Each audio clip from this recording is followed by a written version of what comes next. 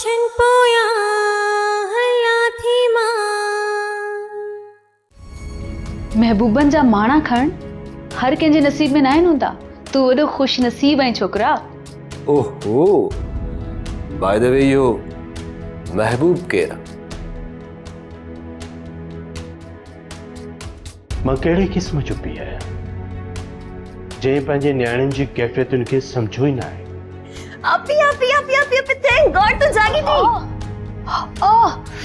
छा थियो? अभी सेफ आयो आहे, पापा सके ड्राइंग रूम में बैठो आहे। सैफ आयो आहे? के मर्द छोकरिन जे कमरे में वनी वे उन्हनि सां ॻाल्हाए।